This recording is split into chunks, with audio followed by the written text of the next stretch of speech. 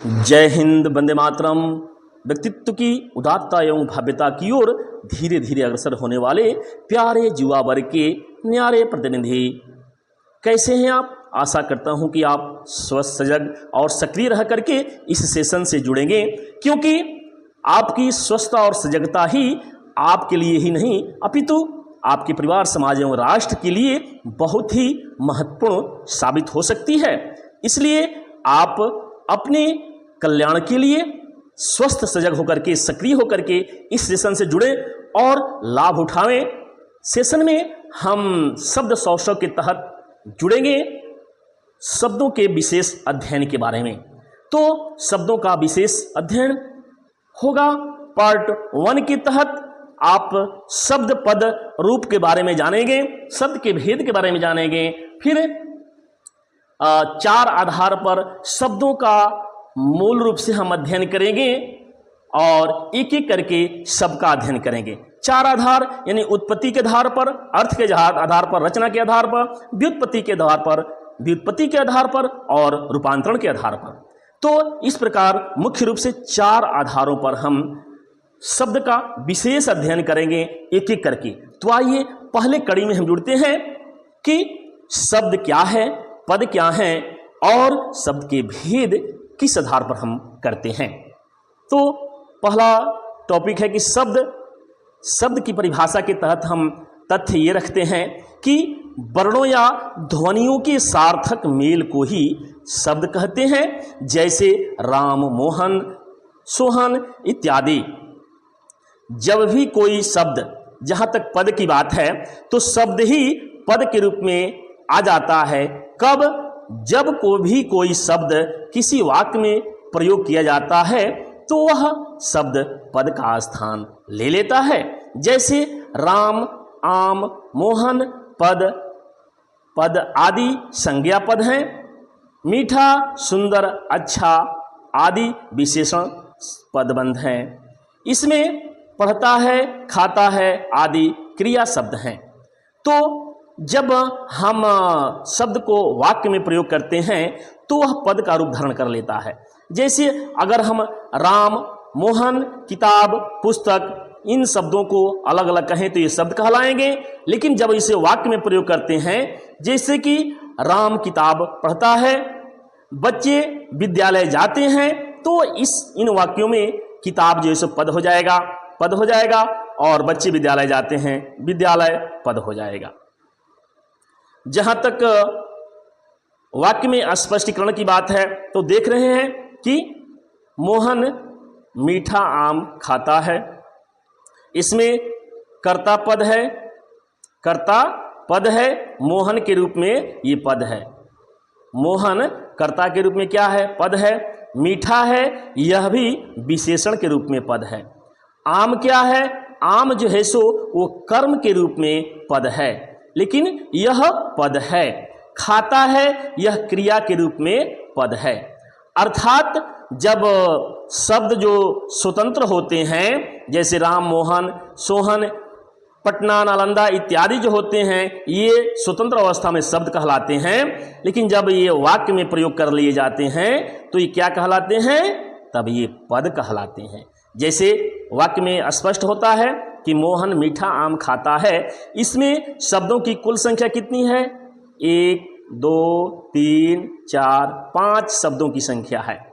तो शब्दों के बारे में पद के रूप में क्या है? जैसे मोहन है, कर्ता पद के रूप में है। मीठा है, यह विशेषण पद है लेकिन विशेषण पद है।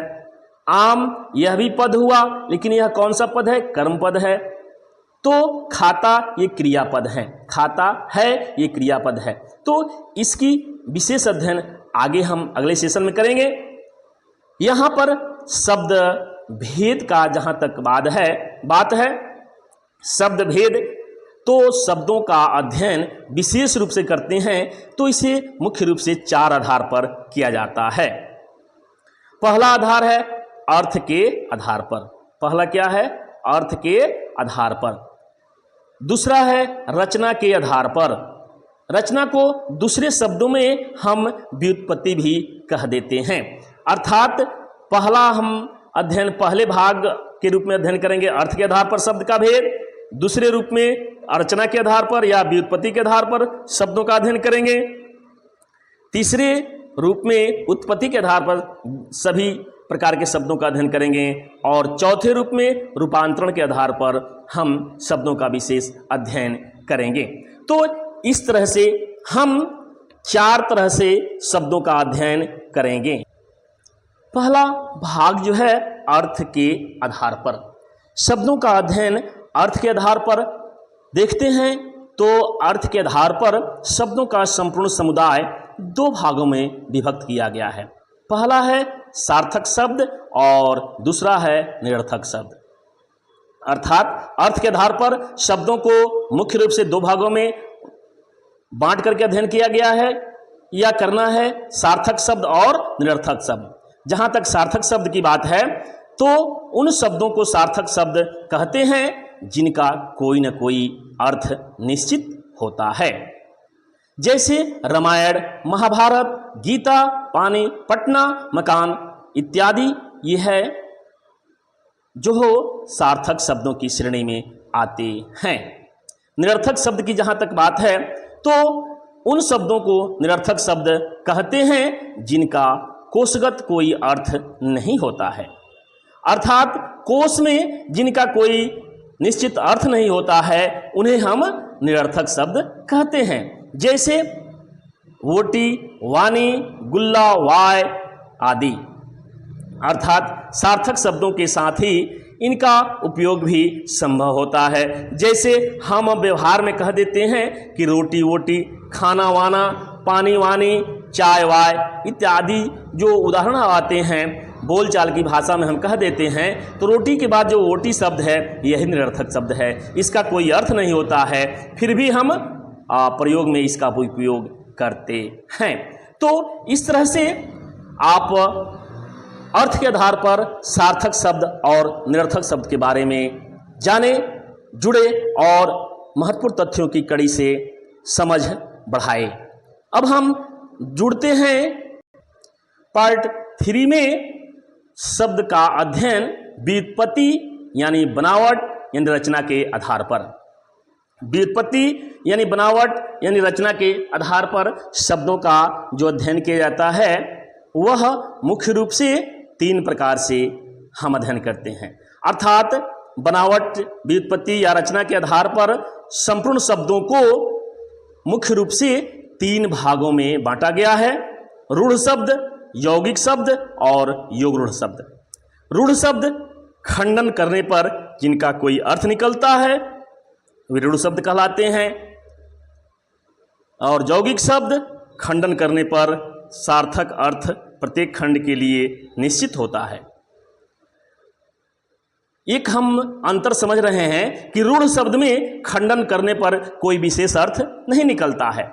रूढ़ शब्द को जब तोड़ेंगे, खंडन करेंगे तो उसका कोई अर्थ नहीं निकलेगा। जैसे विद्या को तोड़ते हैं, वी और द्या हो जाता है, इसका कोई विशेष अर्थ नहीं होता है। रोग को तोड़ते हैं, रो और ग हो जाता है। इसी तरह से राज को तोड़ते हैं, रा और जा हो जाता है, ज हो जाता है। तो इसमें किसी भी शब्द का कोई अर्थ नहीं होता है। तो रूढ़ शब्द उन शब्दों को कहते हैं जिनका खंडन करने पर कोई अर्थ नहीं निकलता है।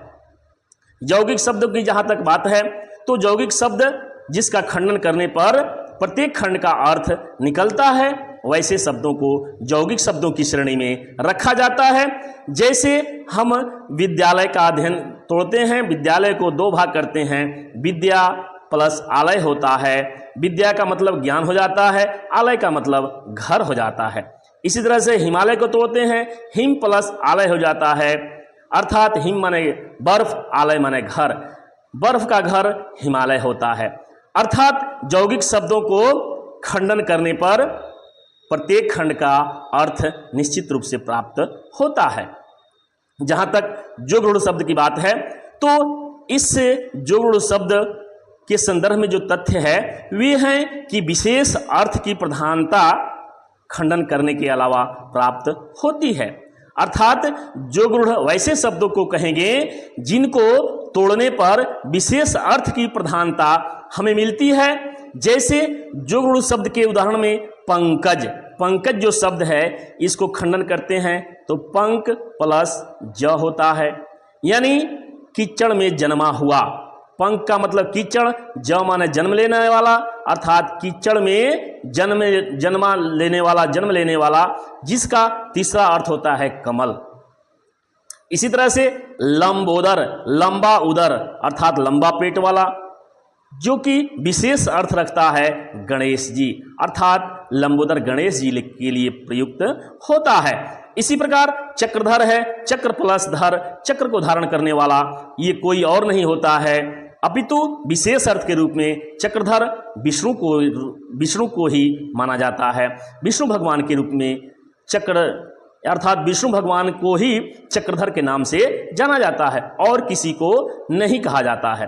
तो इस तरह से योग रूढ़ जो शब्द है, योग रूढ़ के अंदर जो आने वाले शब्द हैं उनका विशेष अर्थ की प्रधानता खंडन करने पर जरूर निकलती है, अर्थात विशेष अर्थ धारण करने वाले शब्द योग रूढ़ कहलाते हैं।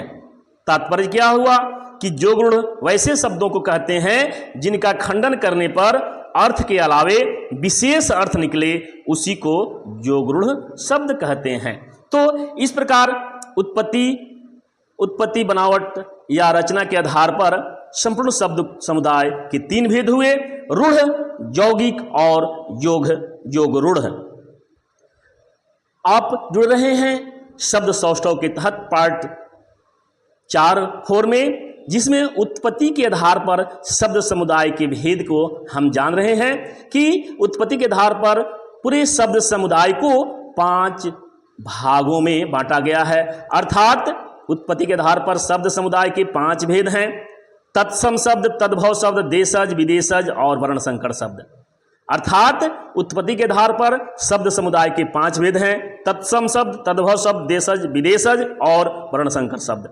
तत्सम शब्द जो उन शब्दों को तत्सम शब्द कहते हैं जो कि संस्कृत के शब्द हैं और ज्यों के त्यों हिंदी में प्रयोग होते हैं, तो वैसे शब्दों को हम तत्सम शब्द कहते हैं, या संस्कृत के वे शब्द जो ज्यों के त्यों हिंदी में प्रयोग होते हैं तत्सम शब्द कहलाते हैं, जैसे अग्नि, दधि, चंद्र, रात्रि, दुग्ध आदि।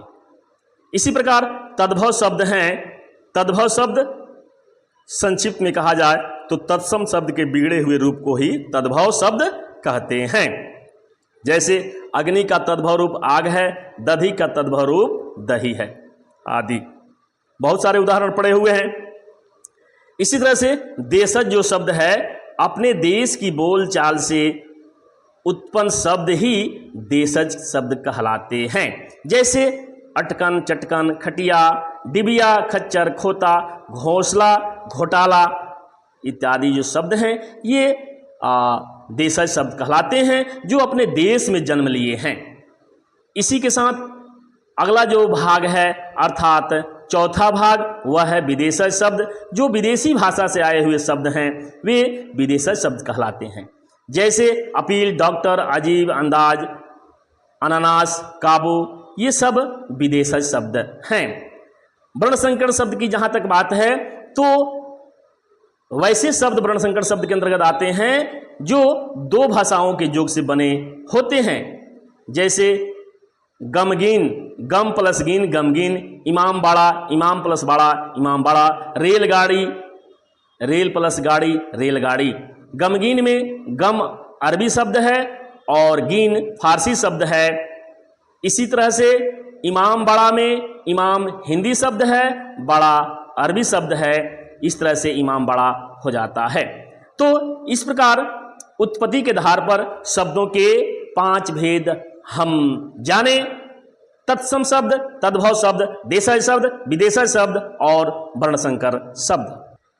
शब्द सौष्ठव के अगली कड़ी अर्थात 5वें भाग से जुड़ते हैं कि रूपांतर की दृष्टि से शब्दों का अध्ययन करने के लिए पूरे शब्द समुदाय को 2 भागों में बांटा गया है। अर्थात रूपांतर की दृष्टि से शब्द समुदाय के 2 भेद हैं, पहला है विकारी शब्द और दूसरा है अविकारी शब्द।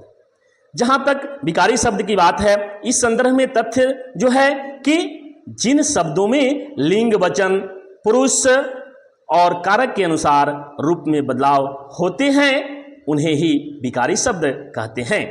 ऐसे शब्दों के 4 भेद किए गए हैं, अर्थात जो विकारी शब्द हैं जिनमें लिंग वचन और पुरुष तथा कारक के अनुसार रूप बदलाव होता रहता है, ये 4 प्रकार के हैं: संज्ञा, सर्वनाम, विशेषण और क्रिया। जहां तक दूसरे भेद की बात है वह है अविकारी शब्द। अविकारी शब्द के संदर्भ में जहां तक परिभाषा की परिधि में बांटने की बात है, परिभाषा की परिधि में हम बांटते हैं तो परिभाषा ये आती है कि जिन शब्दों के रूप में लिंग वचन पुरुष और कारक के अनुसार कोई परिवर्तन नहीं होता है उन्हें ही अविकारी शब्द कहते हैं। इस प्रकार के शब्दों के भी 4 भेद हैं।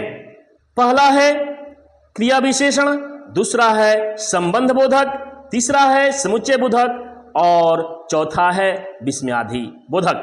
अर्थात अविकारी शब्द भी 4 प्रकार के हैं और विकारी शब्द भी 4 प्रकार के हैं। विकारी शब्द के 4 प्रकार कौन कौन है? तो ये हैं 4: संज्ञा, सर्वनाम, विशेषण और क्रिया। अविकारी शब्द के 4 भेद कौन कौन हैं? ये हैं क्रिया विशेषण, संबंध बोधक, समुच्चय बोधक और विस्मयादि बोधक। अब हम जुड़ेंगे शब्द सौष्ठव के अंतिम भाग अर्थात 6ठे भाग से, जिसमें विदेशी शब्दों का परिवार हमारे सामने होगा। तो आइए विदेशी शब्दों के परिवार को संक्षिप्त रूप में हम देखते हैं। हिंदी भाषा को समृद्ध बनाने में विदेशी भाषा से आए हुए शब्दों को जो हम देखते हैं, पढ़ते हैं, सुनते हैं, ये हमारी भाषा को बहुत ही सशक्त बनाते हैं, बहुत ही प्रभावशाली भी बनाते हैं। इसलिए विदेशी भाषाओं को हम मुख्य रूप से 5 रूपों में याद करते हैं, 5 रूपों में पढ़ते हैं। पहला जो शब्द है वह अंग्रेजी शब्द है, दूसरा अरबी शब्द, तीसरा फारसी शब्द, चौथा पुर्तगाली शब्द, 5वां तुर्की शब्द और 6ठा भी है जो कि संयुक्त में है, वह है अरबी फारसी शब्द।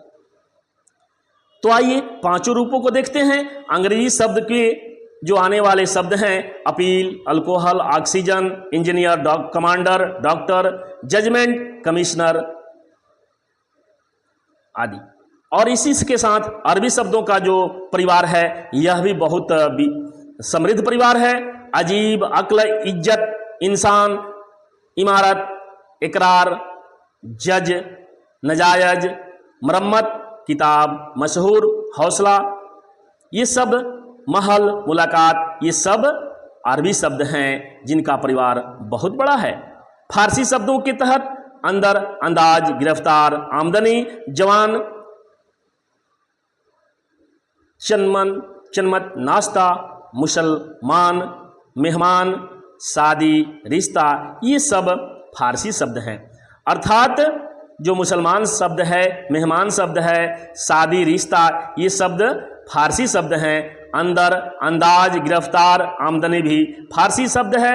जवान, चश्मा, चम्मच, ये भी फारसी शब्द हैं। तो इस तरह से फारसी शब्दों की कड़ी से जुड़े। फिर पुर्तगाली शब्द को भी बहुत ही संख्या में हमारे सामने आते हैं, जिसमें अनानास, आल्फिनेट, आल्पिन जिसको कहते हैं, ये पुर्तगाली शब्द हैं, पुर्तगाल से आए हुए हैं। इनमें से जो बहुत ही जो शब्द हमारे सामने आते हैं विशेष अपना पहचान हमारे सामने छोड़ जाते हैं। जहाँ तक तुर्की शब्दों की बात है, इसमें कुछ शब्द आते हैं काबू, कुर्ता, जुराब, तोशक, नाशपाती, ये सब क्या है? तुर्की शब्द हैं। अर्थात नाशपाती, तोशक, जुराब, कुर्ता, काबू, ये तुर्की शब्द हैं। फारसी, अरबी और फारसी दोनों शब्द में चहेसो रहने वाले कुछ शब्द हैं, जैसे कलईदार, गमगीन, जलसाज, नेकनियत, बददुआ, नुकसानदेह, ये सब दो भाषाओं के शब्दों से मिलकर के बने हुए हैं, जो कि अपनी अलग पहचान रखते हैं। तो इस प्रकार आप शब्द सौष्ठव के तहत आने वाले विश्व में सभी शब्दों के रूपों को समझें कि सभी शब्दों का अध्ययन किस तरह किया जाता है। मुख्य रूप से हम इसे चार भागों में बांट करके अध्ययन करते हैं, जिसमें अर्थ के आधार पर हमने पढ़ा, रचना के आधार पर या व्युत्पत्ति के आधार पर हमने शब्दों को देखा, फिर उत्पत्ति के आधार पर शब्दों को हमने पहचाना और रूपांतरण के आधार पर भी शब्दों का पहचान किया। तो इस प्रकार हम व्याकरण के महत्वपूर्ण तथ्यों की कड़ी से जुड़े। ये तथ्य कैसे लगे जरूर कमेंट करें और अगली कड़ी में पुनः व्याकरण के महत्वपूर्ण तथ्यों की कड़ी से जुड़ेंगे। महत्वपूर्ण तथ्य जिसमें आप शब्द पदबंध के बारे में जानेंगे, वाक्य विचार के बारे में जानेंगे। तो अगली कड़ी में पुनः हम जल्द से जल्द मिलते हैं। तब तक के लिए जय हिंद, वंदे मातरम।